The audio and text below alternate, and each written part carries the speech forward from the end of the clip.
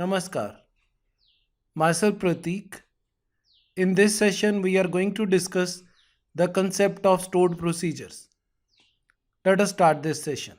As we have already discussed, there are two types of subprograms. One is function and second is procedures. These functions and procedures can further be classified as local functions and stored functions. In same way, procedures can also be classified as local and stored.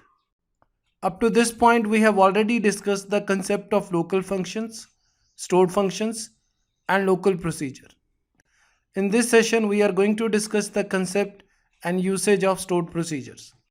As we have already discussed, stored subprogram is a named PLSQL block that has been compiled and stored in Oracle database. It is stored as a database object and it can be invoked by any PLSQL block. It means stored procedure is a named PLSQL block that has been compiled and stored in Oracle database. And we can use this stored procedure from any PLSQL block. Let us discuss the syntax of stored procedure.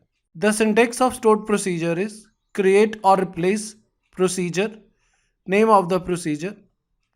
This is followed by list of arguments. In order to define argument, we have to specify the name of argument, its type. It can be of three types. One is in, second is out, and third one is in out. We have to specify one type out of these three types. And by default, these arguments are of in type. After specifying their mode, we have to specify the data type of argument. It is important to note that we can specify any number of arguments.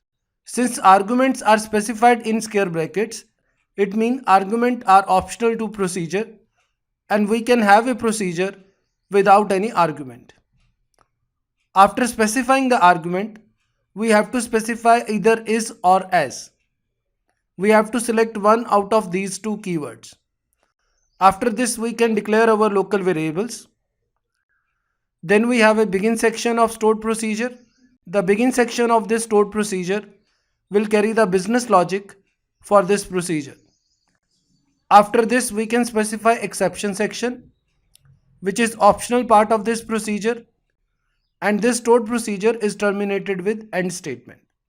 The syntax of stored procedure is same as local procedure. The only difference is that instead of declaring this procedure, in the declare section of a PLSQL block, this stored procedure is created with the help of create or replace command. It is important to note that this stored procedure will be stored in Oracle database as a database object and can be invoked from any PLSQL block. The syntax of stored procedure is also similar to the syntax of stored function.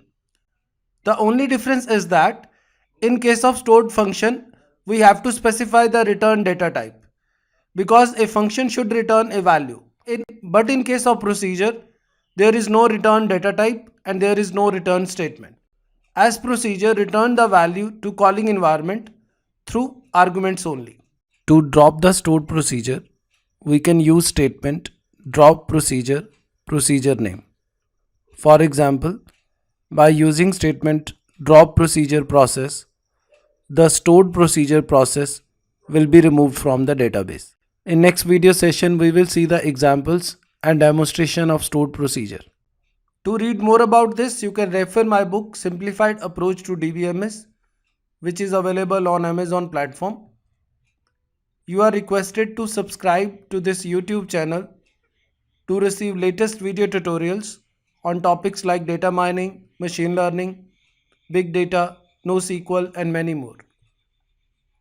To learn SQL in a simplified way, you can join this free online course on SQL, which is available at Udemy platform.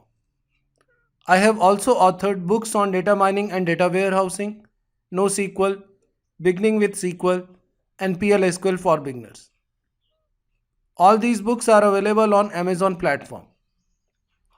To read more about this, you can refer my website pratikbhatia.com. Thanks for watching this video.